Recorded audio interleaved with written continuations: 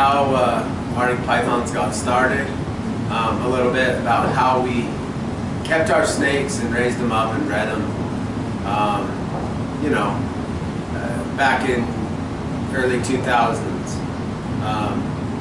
I got this idea from a podcast called Connected by Creatures, I believe it's called. Check it out on YouTube. I may be wrong on that, but I don't think I am. Reptile Revival. I've been talking with Brian. I mean, I've never met the guy, but through DMs and stuff like that, I think we kind of have a little bit of a relationship that way anyways. Talking and such. Obviously, I don't know him personally or anything like that, but he's kind of, I want to say he's a good friend of mine just via talking and things. So I got the idea from then because they asked him how he got started, and so I DM'd him and told him his story was similar to mine. So anyways, they gave me an idea for a video. We got to feed the girls today, and so I'll jump right into it. First off, any other reptile keeper, it's just, similar to what he said, I grew up here in Ogden, Utah. At the time back then, there was a lot of sand hills. Utah, at the time was known for being a desert. We do get snow now, not as much as, when I was a kid, but we get a lot of snow. There's a lot of sand hills around us. So we had like horned lizards and things running around. We had, all kinds of colubrids. We had bull snakes, blow snakes, rattlesnakes of different kinds that we have here in Utah. So anyways, we used to just go out and mess around with them, even the rattlesnakes. You just improvise and use a tree limb as your hook, and being a dumb kid, you catch a rattlesnake baby and keep it in one of your mom's Tupperwares for a while. Yeah. In my family, I wasn't personally allowed to own a reptile when I was a kid inside the home. At least not a snake or a lizard or nothing like that. I could keep mammals, so I owned pet chipmunks. We'd go up and live trap them, up in the Rocky Mountains here, and so I had a bunch of live chipmunks. I've had pet squirrels and tried to train the squirrels and study, squirrels and things. And it's interesting, they have like different colored eyes like humans. Some squirrels have really blue eyes, at least the squirrels we got around here. They're not like big gray squirrels. I don't even know what type of squirrels they are.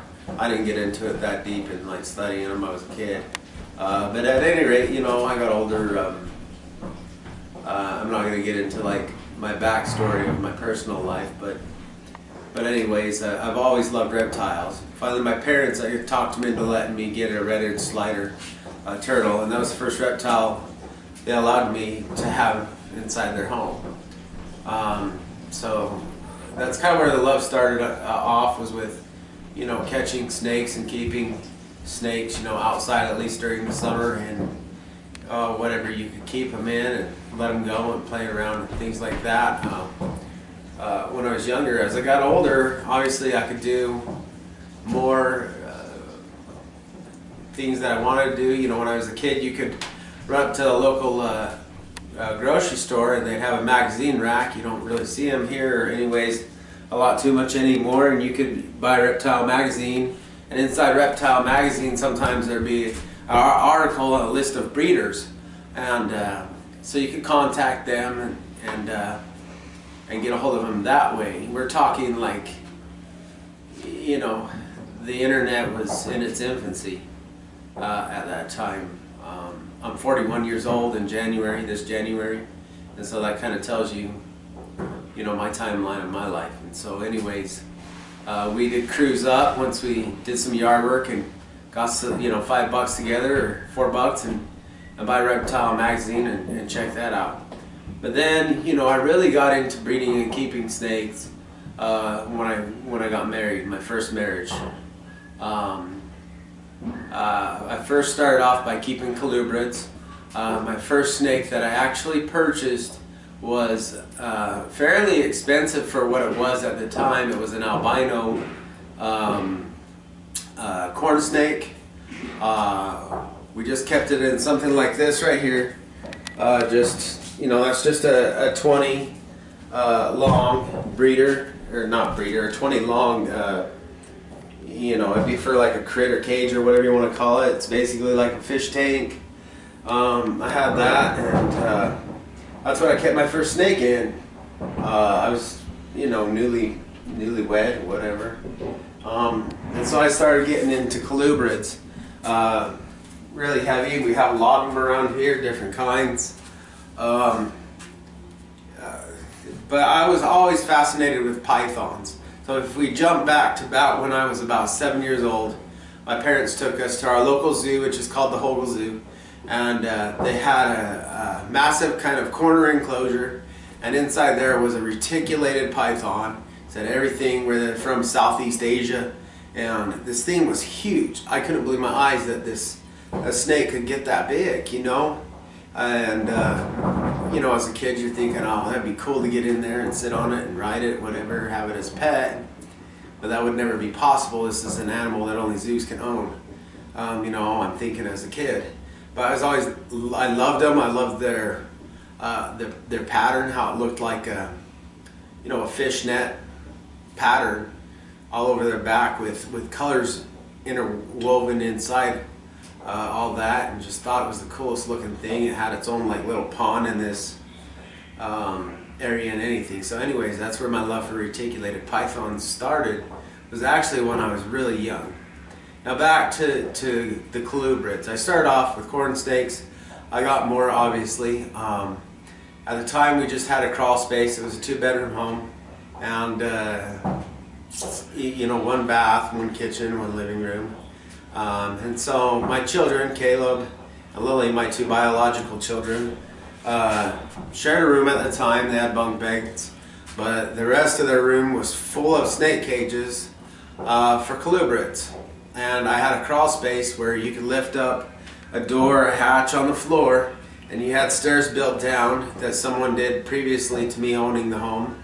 And down there was already all these pre-made racks hanging on the wall for food storage. Obviously here in Utah, if you're a Latter-day Saint or whatever, you know about food storage. It's like something we're always told we're supposed to have.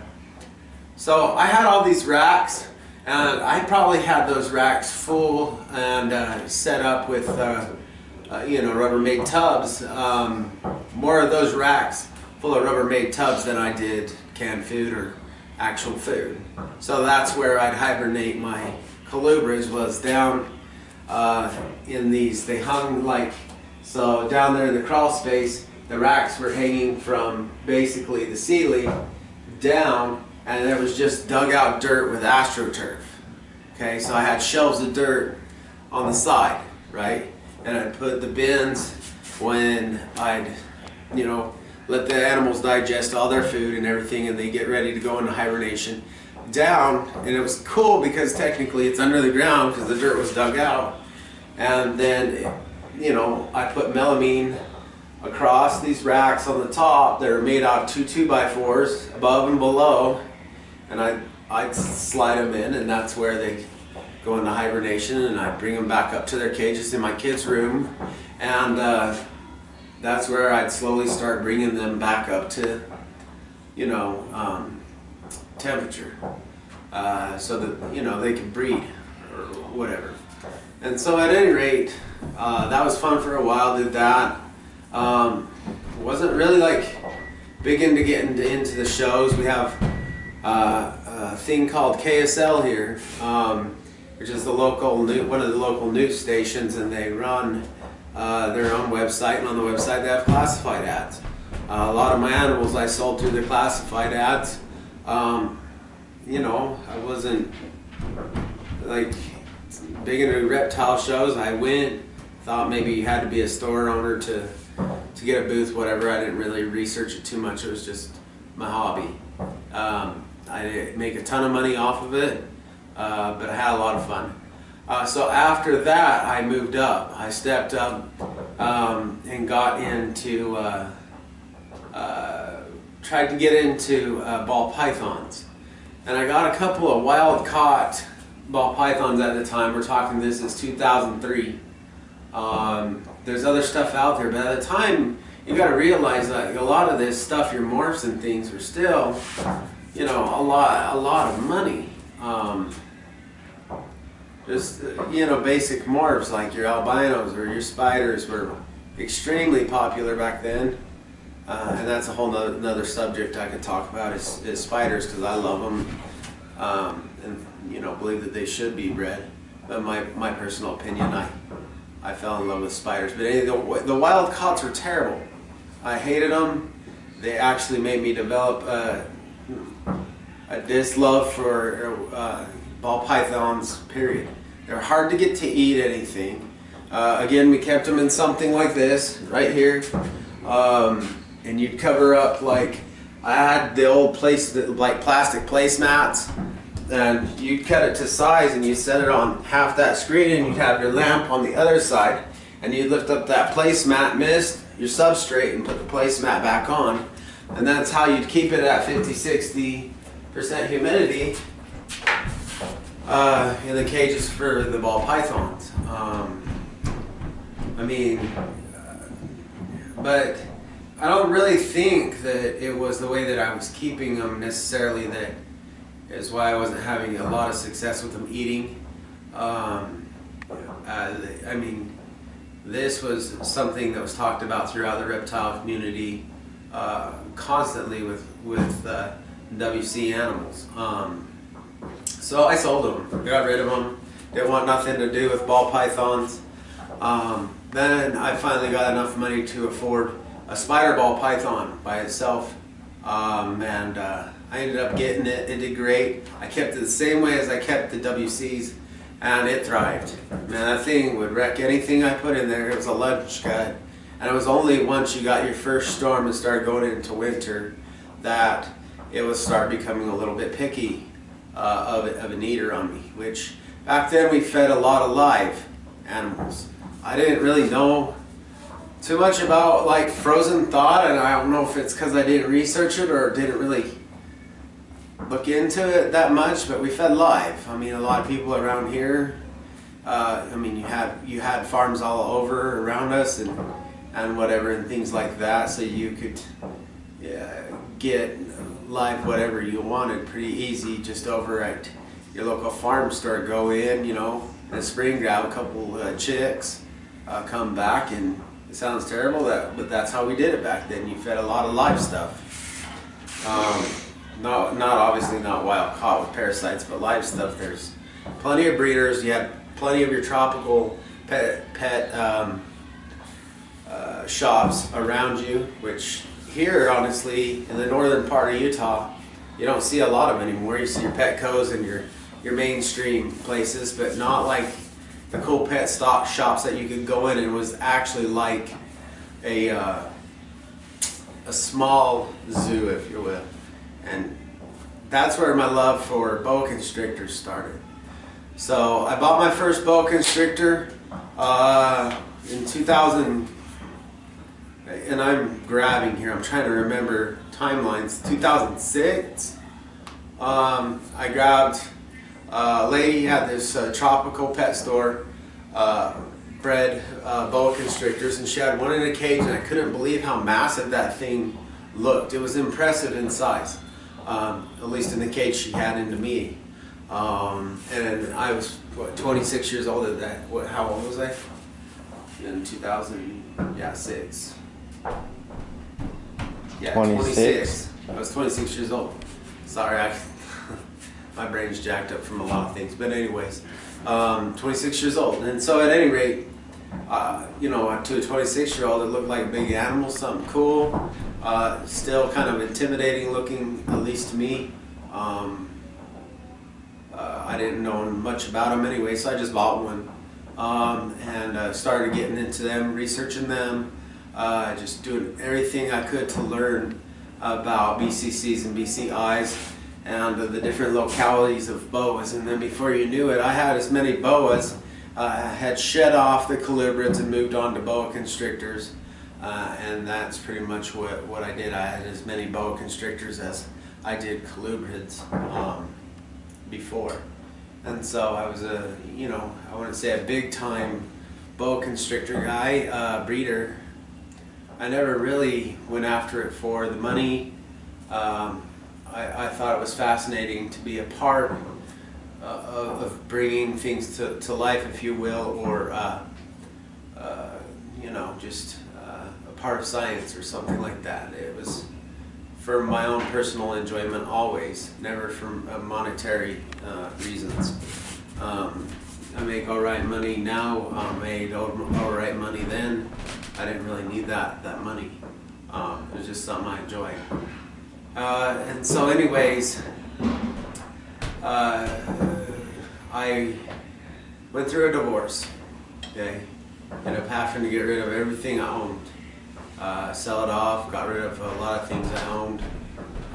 So I guess you could say catastrophe struck me that way.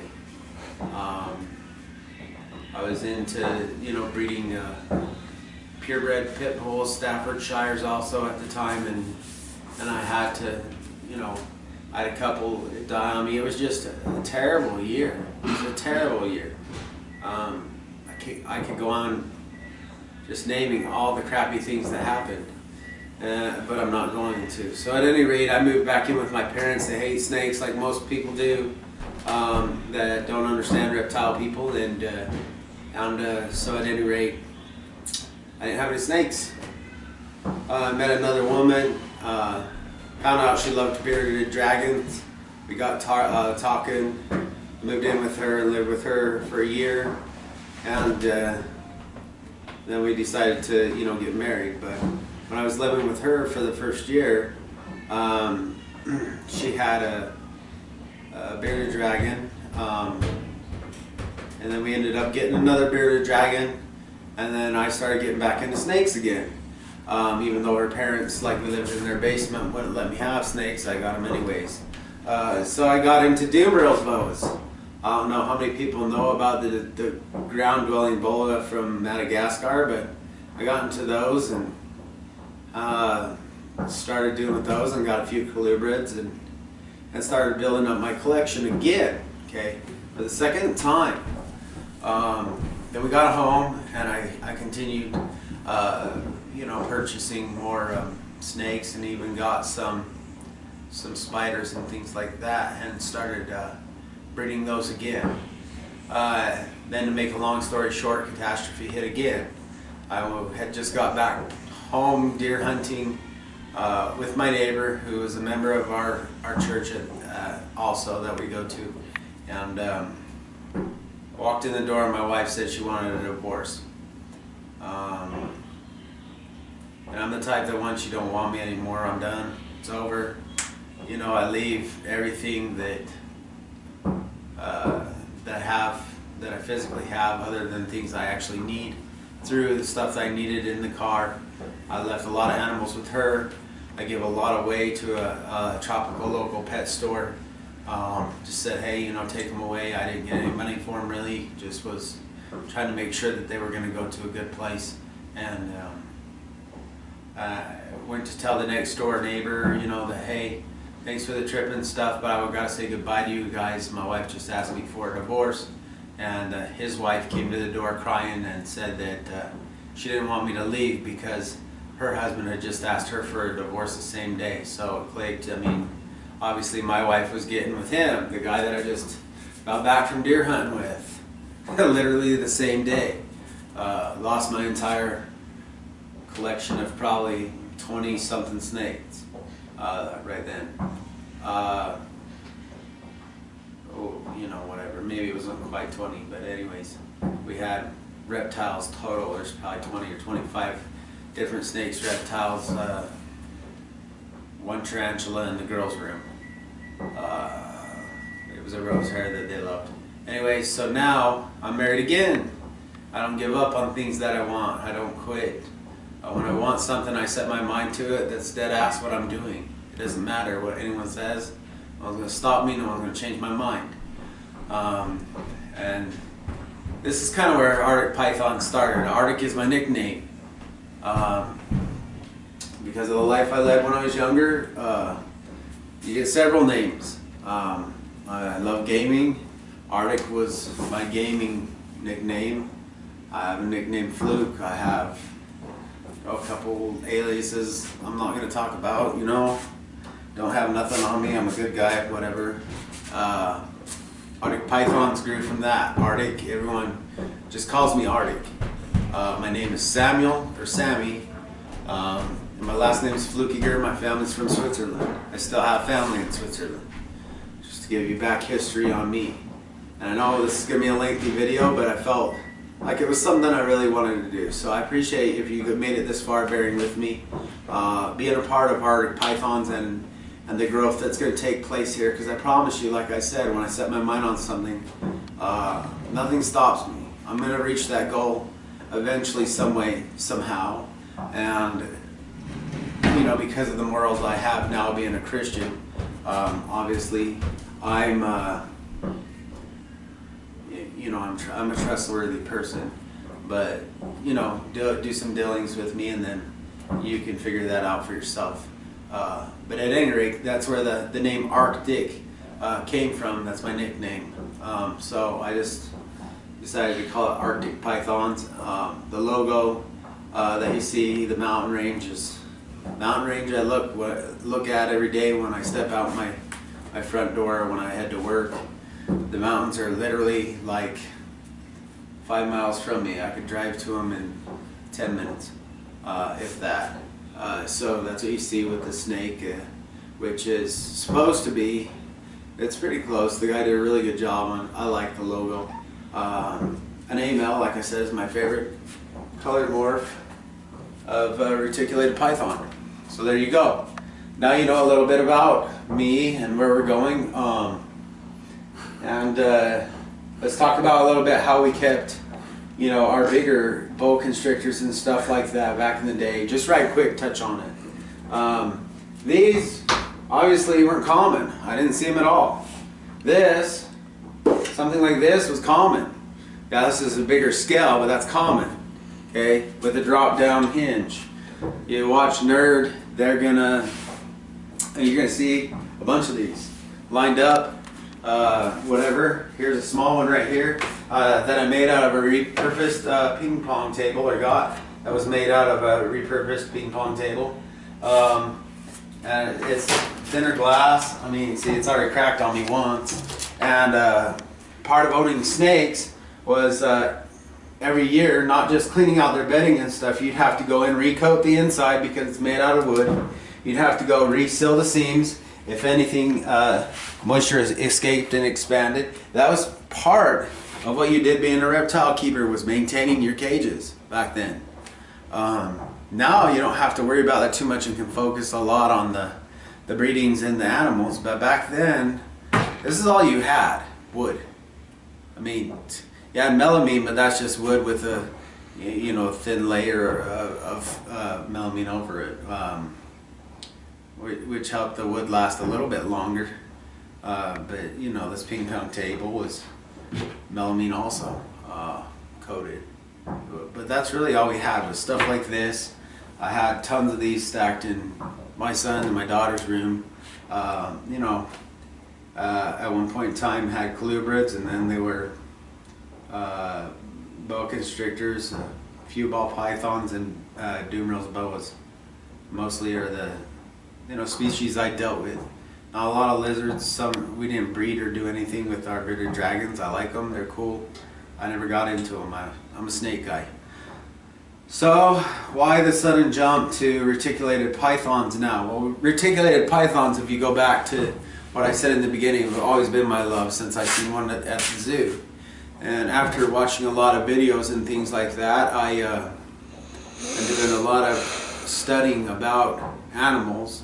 I realized that you can get reticulated pythons that are fairly maintainable. I mean, I don't know, you'd have to have a high super dwarf locality to keep it in relative size with a boa constrictor that's full grown, at least a BCI. I mean, they don't get extremely long, like 6 foot.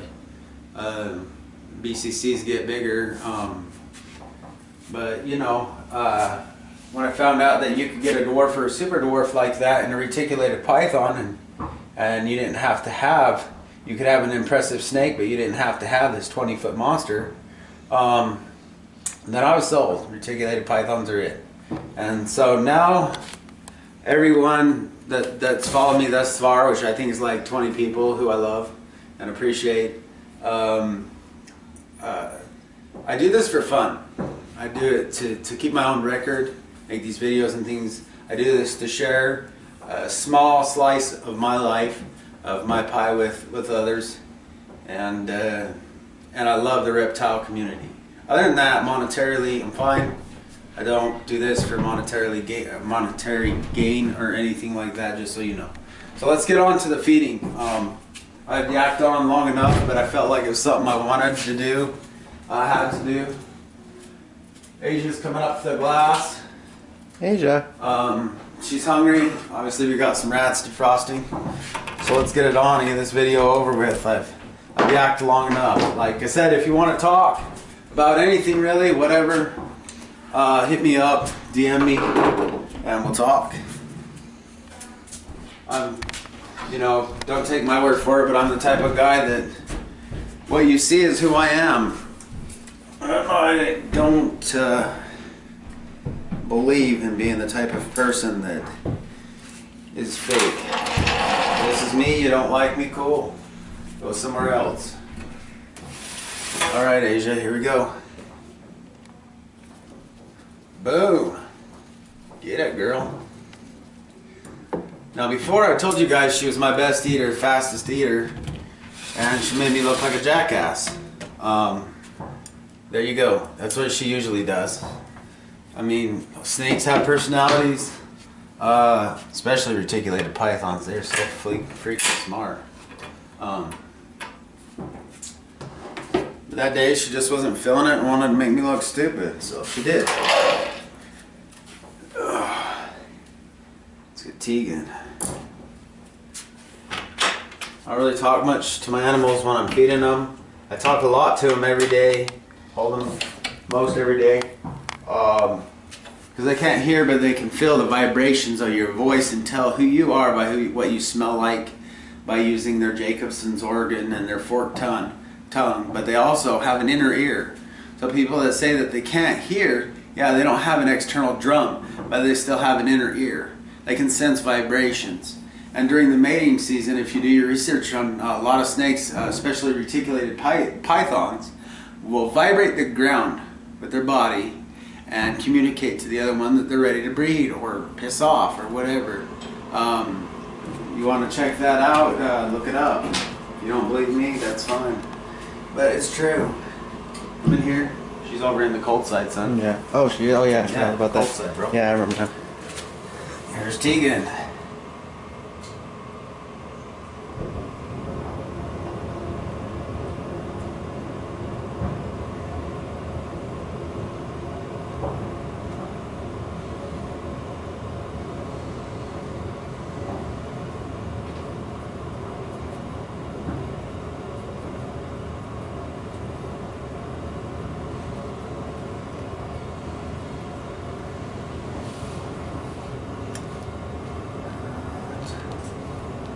It's not cold, but it's not as warm as I'd like it. One sec.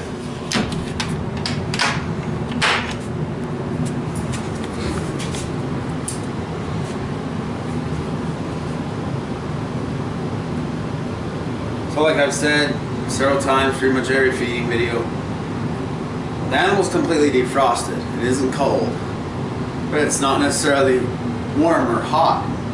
Like you lose all your body heat, most of your body through heat, probably 40% out your head. So I'm heating up the head of the animal. Trying to get those heat pits on the front of her face to trigger. But the animal's already completely defrosted to the point where she can digest it fine. And and all those things. Is he gonna have problems? Whether she would anyways or not, I don't know. But here we go. Heat up the head.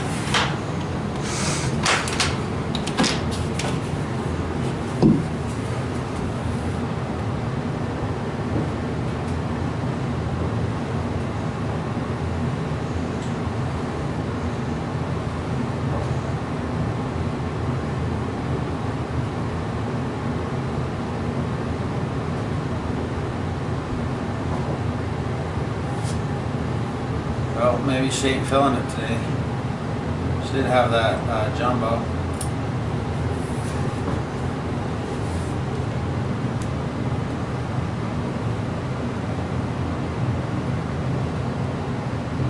I changed up the position of the animal, the way I'm presenting the prey.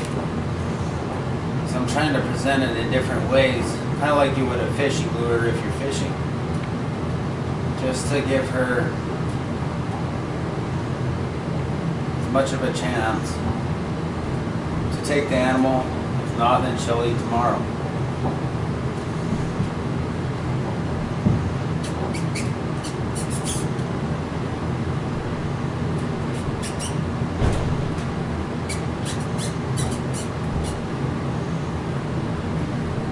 Oh, we'll leave her right here for a minute. See if, maybe, see if she'll just come eat it, maybe. If she's hungry. If not, no, we'll go in the trash and she'll eat tomorrow. Anyways, that's that. Thanks for bearing with me. Asia's already starting to eat hers. And I promise Arctic Pythons is only going to get bigger, better. Thanks for joining in. Thanks for supporting us. Love you guys. Love hearing your comments. Love chatting with you guys on Instagram and all that. Hit us up, like, share, subscribe, like everyone always says, so that I can share, you know, what I know or whatever with other people, and also get to know more people. Because like I said, I'm in this for that reason. I'm not in it for monetary gain. I don't need the money. I'm good on money things. So at any rate, have a great day. Thanks again. Peace.